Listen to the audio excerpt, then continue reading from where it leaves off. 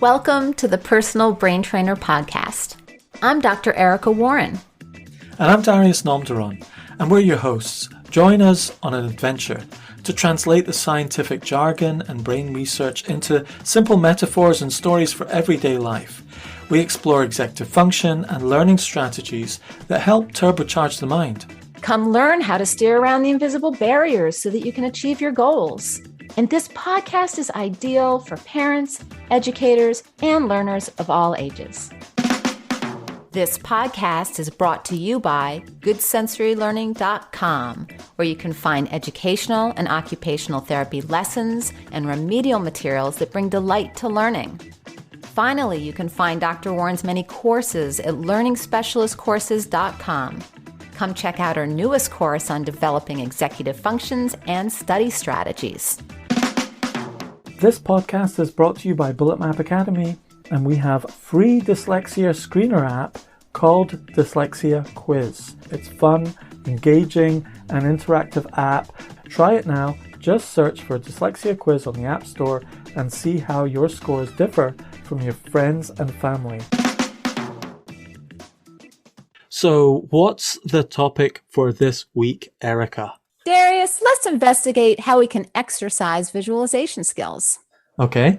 Visualization is the ability to create mental images in one's mind, and these imaginary pictures or mind movies enable us to see experiences from the past, conjure up ideas in the present, or even project visuals into the future. Okay, so let me summarize what we did in the last podcast. In the last podcast, we reviewed how visualization can improve memory, how we can make books and other academic classes come alive, how it can improve your attention, the speed of learning. And I'm looking forward to this week where we'll dive into deeper ways to strengthen this skill. So, Erica, I went to a talk by you where you talked about Aristotle and memory. And I know it sounds a bit random and abstract, but it was really quite interesting. Tell us a little bit about visualization and Aristotle. Well, Aristotle was a Greek philosopher during the classical period in ancient Greece, and he was a huge proponent of visualization. And he proposed 10 visualization skills that really needed to be developed so that people could have optimal learning potential. And when you are visualizing or picturing images in your mind's eye, you want to start being very specific about what you're visualizing. The more specific you get, the more vivid your visualizations become. And the first one is, what are you visualizing? So what in particular? The second one is when. When are you visualizing it? What time of day? It could be what year.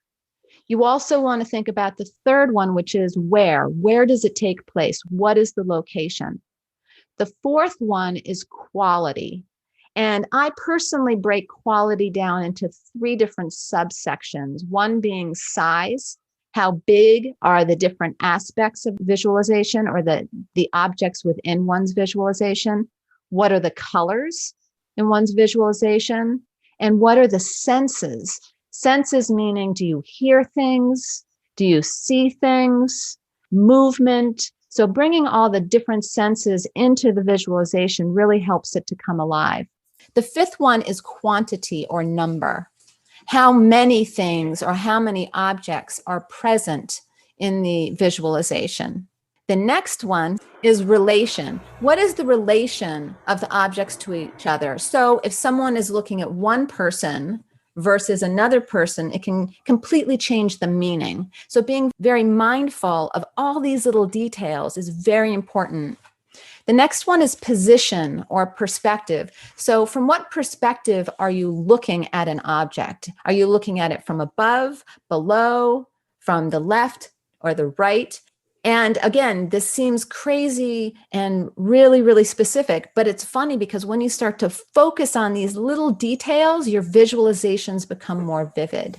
The next one is accessories. What kind of accessories are there in your visualization? So if you're reading a book, and the book is talking about someone being in their kitchen making a stew, do you actually visualize the whole kitchen, even if they don't tell you all the different details of what's in the kitchen?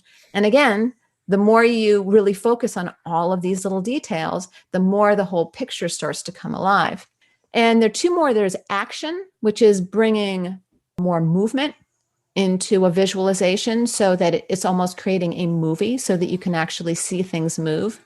And then the last one is reaction, is allowing the different people in the visualization to actually have reaction. So you're bringing more emotion into it. So he actually helped people to develop all of these skills. It's a lot to think about, but what I often do is I work with kids and teach them about each of the different ones, and then we practice them. You've got a cool wee game for this, don't you? The plate game. And I really like playing that plate game. Can we play that? Yeah, I actually have a couple things. I have it's called Teaching Visualization Beginners and Intermediate, which is a PowerPoint, which goes deeply into teaching them about each of Aristotle's 10 visualization skills. But I also have another publication called Mindful Visualization for Learning. And that actually goes into the history of visualization and explains all of this stuff. But it also is jam-packed full of games. And you're talking about my favorite game, Pass the Plate.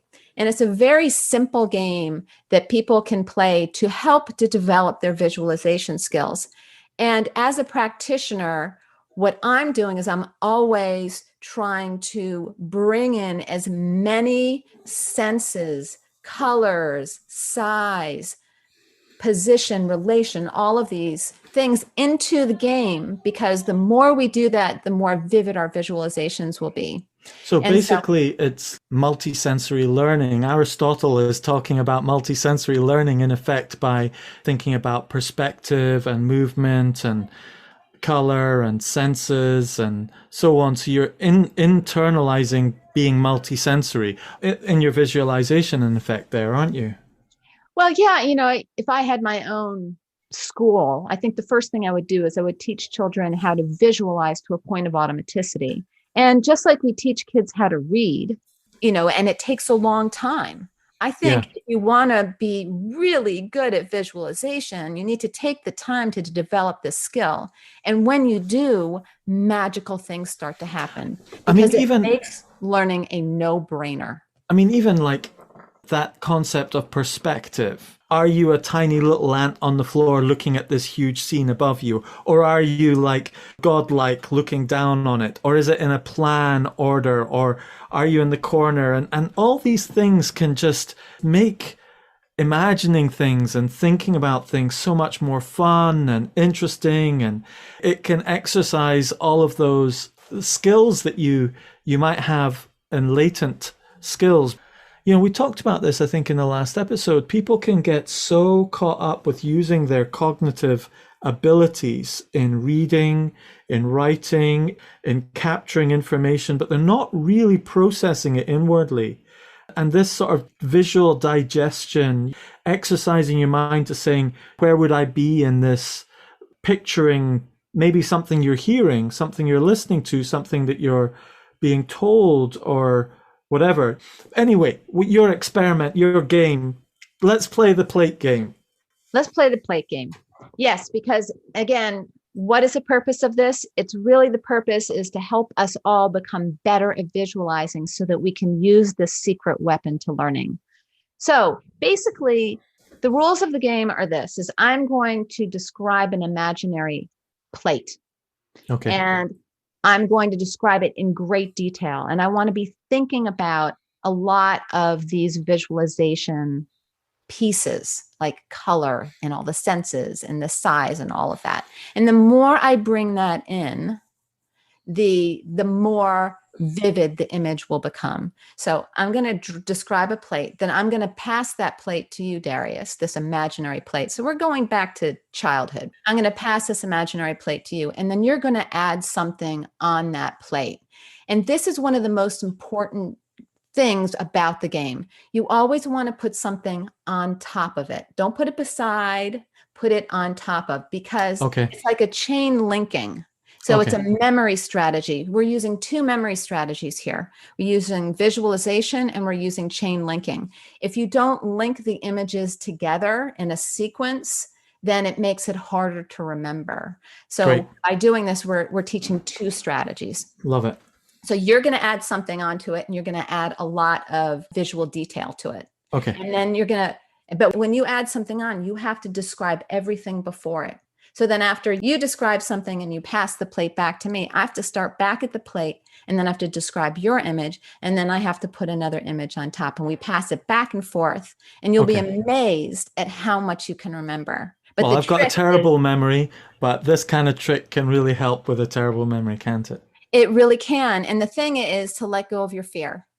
Let go of that fear and go into your visualization. Let's do it. So the first thing I have, let's see, today it's going to be kind of a bright blue square plastic plate that's kind of folded over on the edges, but it's sharp, so you have to be careful. And it's shiny. So can you see it? Yeah. Okay, I'm going to pass it to you, and I want you to put something on top of that plate, but start off by describing the plate. Okay, so I've got a bright blue square plastic shiny plate with curled up edges that are a bit sharp. And on that plate, I'm going to put, can I be totally wacky? In fact, wacky is great because can I have a pink elephant on the plate? Yes, you can. Okay, yes. a pink elephant on the plate. It's a micro pink elephant on the plate. Okay. Is it alive? About the size of a dog. Yes, it's alive, and it's got its trunk up, and it's making a sort of noise, a happy noise. Oh, I like the happy noise. So I pass the plate to you, Erica. Thank you, Darius. So we've got a square, bright blue plastic plate. And you can't see me, but it's funny because I always put out my hand and I can really see the plate and all of the objects on it. And it's shiny and the edges are curled over and it's a little sharp on the edges. Notice all the details. It's amazing how many details you can remember. And on top of that, Darius put about the size of a dog, a little micro elephant, and he's pink and he's got his nose up in the air and he's making a happy little sound. And he's holding with his trunk a long string, and at the top of the string is a purple balloon. And it's a helium balloon, so it's going up into the air. And it's just a solid purple and it's shiny. It's like because those helium balloons are often shiny. It doesn't say anything on it, but it's kind of just floating in the wind. So now I'm going to pass the plate back to you, Darius. Okay, so I've got a blue plate, square blue plate, shiny, curled up edges, and on it is a pink elephant, micro elephant, with his trunk up, making a happy sound, and he's holding a balloon, helium balloon, purple, floating above his head. And on that balloon is a big pile of whipped cream, lovely, fluffy, white pile of whipped cream. It kind of looks like an ice cream cone. Very nice. I like it. Okay, so I'm going to grab that plate back from you. I've got a blue square, shiny square plate that has the crinkled edge, a little sharp. On top of that, we've got the pink elephant, small, micro. He's got his nose in the air and he's making a happy little sound, and he's holding on to a balloon. It's a helium balloon that's purple and shiny, and on top of that is a big, beautiful dollop of whipped cream. And on top of the whipped cream, I'm going to put a cherry. So it's a red cherry. It's a maraschino cherry. And it still has the stem in it and has the most beautiful aroma. I can really smell it. It's very sweet smell. All right, and I'm going to pass that plate back to you, Darius. Okay. Blue square, can I shorten it to blue square plate? Or do I have to describe everything? Better to describe everything, but you can do it quickly. All right. Blue square, shiny plate, curved edges, sharp, pink elephant, curled up nose, making a nice sound, holding a balloon floating up to purple helium balloon with a pile of tasty whipped cream on the top with that I'm dyslexic. I can't remember that funny sounding cherry name, but I'm imagining it as a dark purpley red cherry on top. And I'm going to imagine a goldfinch landing on top of the cherry and picking at the cherry and eating the cherry. Over to you. Okay. Shall we continue this or should I? No, I think We'll that's stop enough. I here. think, We'll stop here. yeah, It let's goes stop. on. And what's amazing is when I work with families and with children that supposedly have profound memory deficits, I've never found a kid that couldn't play this game. And many times they'll go up to 20 items without any problem. Not to mention the fact that each of these items have a lot of detail to them. So if you think about it, it wasn't just a square plate. It was a blue square plate. It was shiny. So all of those details are all memories that you've linked to an image. So sometimes if you take each of those details and you add them up, even like a child in elementary school will get up to 50 details, really with little to no effort. But the trick is to not just say it's a blue plate. Yeah. You want to make sure that they have the image ingrained. Remember how I said, can you see it?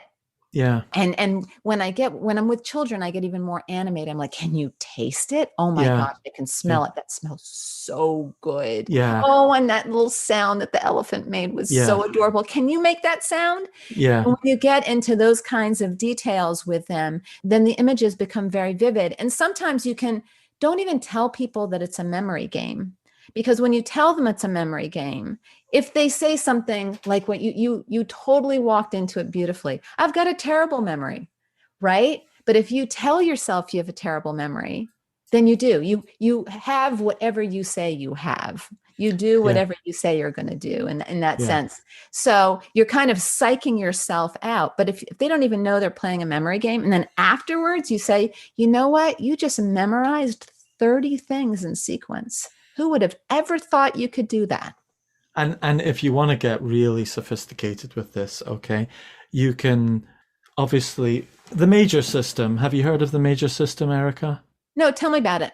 So all the world memory champions and so on use the major system for memorizing things. So the major system is if you're not very good at remembering a number, for example, you can convert a number to a letter. So I think this goes back like to 400 or 500 years roundabout.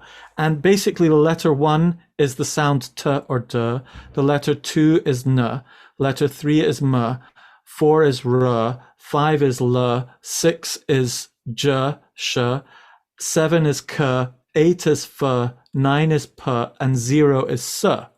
Now, once you've got that, for instance, elephant could be a number. Plate could be a number. So P would be 9, L would be 5, A is nothing, and T is 1.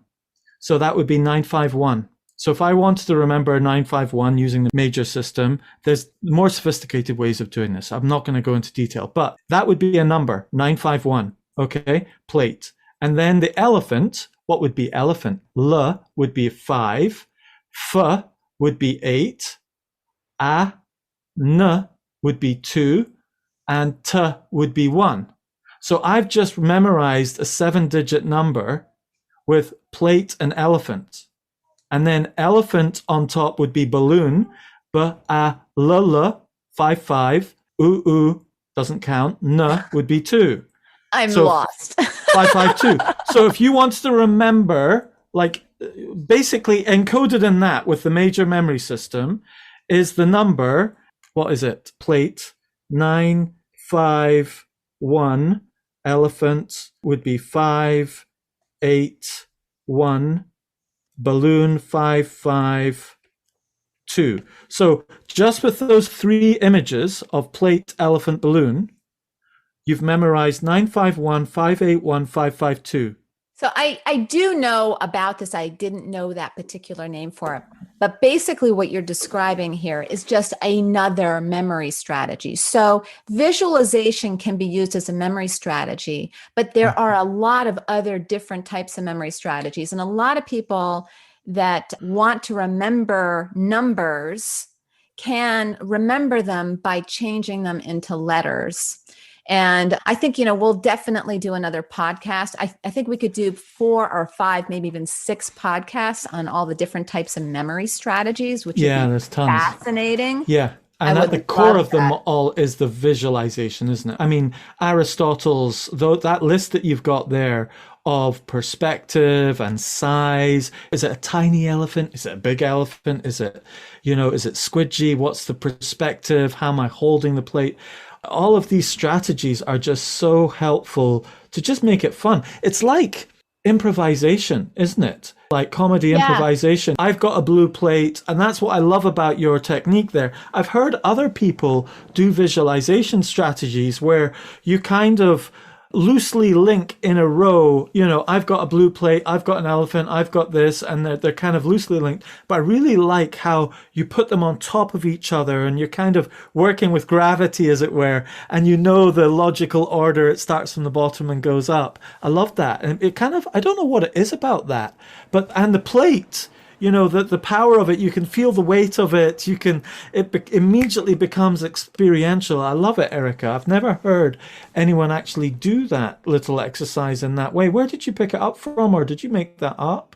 Well, it's really a combination of strategies. So visualization is a memory strategy, but chain linking is another No, memory but strategy. the plate game, did you make it up? Yeah, I mean, I think that there's some similar ones out there, but I definitely took it up a huge notch Yeah, you did. It's by great. bringing it in. But even when we were playing, we could have gone. It would have taken longer, but we could Yeah, have yeah, gone in greater detail. And with some of my little kids, it is so much fun because you could take that pink elephant and you could give him a green boa yeah. around his That's neck, right. Yeah, and yeah, he could be holding a rose in his mouth. But yeah, it's really because that gets more into the accessories. And yeah. again, it's just amazing how it really starts to exercise your visualization capacity. And basically it's the visual cortex. And we want to activate the visual cortex so it can help us. And so many struggling learners, because they're struggling learners, they don't have the cognitive space to access their visualization skills. They just don't have the room. So if we can teach them to do this at a really young age, then they will learn it to automaticity. Once it's automatic, the brain automatically does it. It takes up little to no cognitive space. So by really exercising these skills, and I can definitely tell you, as a child, I could visualize. When I got into school, I stopped because learning was hard. I think And this would be a really cool game to play with your kid in the car, for example. I'm just imagining instead of I Spy, you could say, let's play the blue plate game. And you could it might not always be a blue plate, it might be something else. And then you could even, like, I imagine you're driving around the road and you go, right, we're going to leave that blue plate on top of McDonald's. oh yeah, you can And have then so and then many what fun happens things. is you start activating that geospatial kind of aspect to your memory where they go blast McDonald's and they go, Mummy, there's a blue plate with a pink elephant that's got a purple balloon and some cream on top with a cherry and a goldfinch on there, Dad. And she goes, what on earth are you talking about? It's the blue plate game. Dad and I put it on top.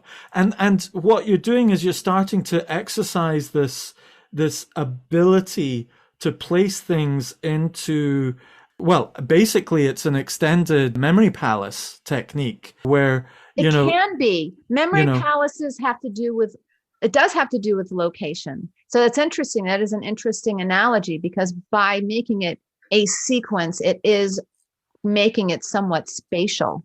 So yeah, memory palaces are spatial and have to do with moving from a familiar path that you take and associating things along that path. And we should yeah. definitely talk about memory palaces because those are really fascinating. They're cool. They are. We need to, one of the goals with the podcast is for us to get super practical with some of this theory. I mean, we quoted Aristotle here, but you could have quoted educational psychologists or psychologists who have researched the key aspects of memory and things like that, and they'd have come up with the same list that you've got there, wouldn't Yeah, they? Linda Mood Bell has a whole program called Visualizing and Verbalizing. And I suspect that she went back to a lot of these things and but they have a slightly different way of panning it out. But yeah, it goes back to these same core concepts. And they also teach visualization. But I think also talking about how can visualization help students? Yeah. It's profound. And what about adults? What about adults? Let's Absolutely. let's take it from the adult point of view. We've talked about children, we've talked about in the car with your kids, we've talked about school maybe a little bit, especially in the last podcast. What kind of adult applications for, okay, we've got these kind of memory trick games to memorize things, which I can do that. What do you find is a useful application? As an adult, I would Yeah. say it's wonderful for reading books, Okay. because if you can allow the books to come alive in your mind, then it's like watching a movie. And how many people want to go to a movie with their eyes closed? Well, that's kind of what it's like to read a book and not to be visualizing. So it makes books come alive. I think also that if you're a writer, if you can visualize what you're going to write about first, and then and makes it so much more fun, then you paint with words. Yeah. And you paint the mental imagery that you have with words so that the audience can see what you see. And It, that's what the greatest writers do, because they just conjure up these visualizations. If I say she walked down the street, you're not going to get a good image. But if I go into the details of what it looks like, then you're going to be able to see it.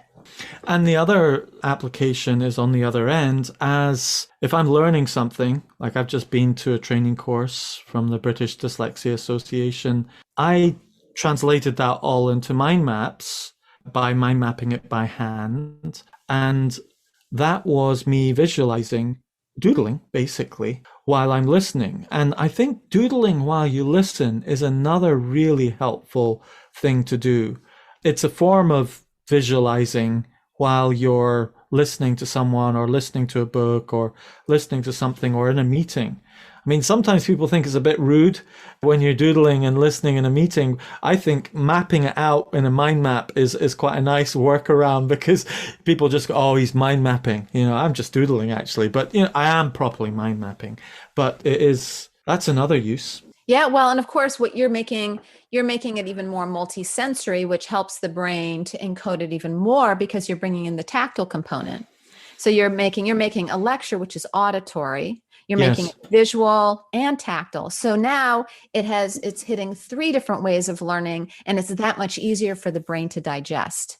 But what I do find about visualization, it's something that I teach all of my kids, because it is so powerful, and it can be such a wonderful way for them to be able to memorize things. For example, just having any kind of visual association with anything. I'll give you an example. Like what I often have for my students, if they're struggling with multiplication, is I'll often say, one of the most famous football teams is the 49ers. And most kids in the United States know that. So I'll say, well, 7 times 7 is 49ers. And then I show them an image of football players, right? Uh-huh. And they both have 7s on their jerseys, and they're just about to play the game of football. And then, I get them to try to, and then can you see it in your mind? Can you see them fighting these 2 guys? 7 times 7 is 49ers. If they really struggle with it, then we'll even go into rhymes. Well, 7 rhymes with heaven. Imagine that these 2 guys like hit together and they went to heaven. So you have these two guys with 7s on their jerseys to say 7 times 7 is what? 49ers. But Yeah. but the visuals. And you could then say 49ers winning the Super Bowl is heaven, Oh, there you go. And in fact, Yeah. I'm so glad you said that, because when they create their own stories around it, it becomes Yes. so much more memorable.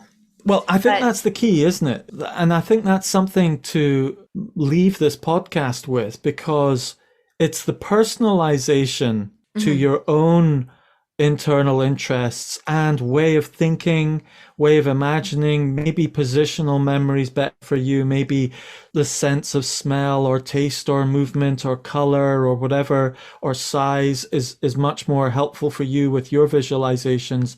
And so you can weave it and transform it into your context as well, like rugby, Yep. football, etc. Yeah.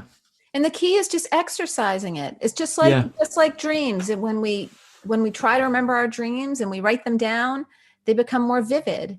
It's Yes. the same part of the brain. It's the visual cortex. The Yes. more we exercise it, the more we can activate it. And so many of us have kind of shut it down because it's elementary or it's what kids do.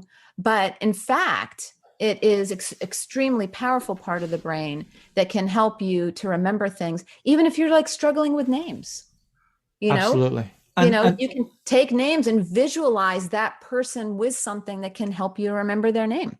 for me, the ultimate is being able to visualize the end result that you want in a goal. To be able to really picture, it's not manifesting per se. I don't know much about all of that, but if you can really picture the end game clearly and rehearse that and repicture it and so on, then it has a powerful effect on your reticular activating system, what it lets into your visual path, what you notice, what you pay attention to. And there's a very powerful dynamic in visualizing things accurately. In fact, it's one of the powerful gifts of people with dyslexia. I've noticed that ability to visualize things with dynamic reasoning. So it's not just a pink elephant. It would be visualizing it in context and extrapolating and realizing it's like a augmented reality. It's trying to replicate reality, and you say, oh, that wouldn't work, but that would. And you start really using your visual skills to not just remember something or imagine something, but to rehearse something and extrapolate. Well, and that's why your work is so important, because so many kids with dyslexia have shut down their visual cortex because they don't have the cognitive space. Yeah. And Yeah. it's a really important job that you and I have, is to reactivate that, because that is one of the gifts. And it's one of the gifts that almost everybody has. And even if you have a blind mind's eye, that doesn't mean that you can't reactivate it. I've never had an individual that I've worked with that I couldn't activate and open up their capacity to visualize. So it's kind of a better way of saying it might be a closed mind's eye. Because blind, Yeah. we always mean blind means you're blind, you can't activate it. Whereas what you're really describing is a closed mind's eye. I love And that. you can open your eye and see. Yes, But you it can. takes, it's kind of like gummied up, in the morning. It's like all gummed up and you have to kind of practice opening it up and so on. Yeah. Yeah. And sometimes you have to go back and deal with something from the past that was painful. Yeah, you mentioned that in the last podcast. What are we doing next, Erica? Do you know? We wanted to do something on learning automaticity. Oh, yes, we left that with automaticity at the end. Yes. Mm-hmm. Yeah, let's talk about automaticity and learning how to be automatic at things, the only way to multitask, in the next episode, Erica. Sounds great. Thank you for joining our conversation here at the Personal Brain Trainer Podcast. This is Dr. Erica Warren. And Darius Nomduron. Check out the show notes for links to resources mentioned in the podcast. And please leave us a review and share us on social media. Until next time, bye. Bye.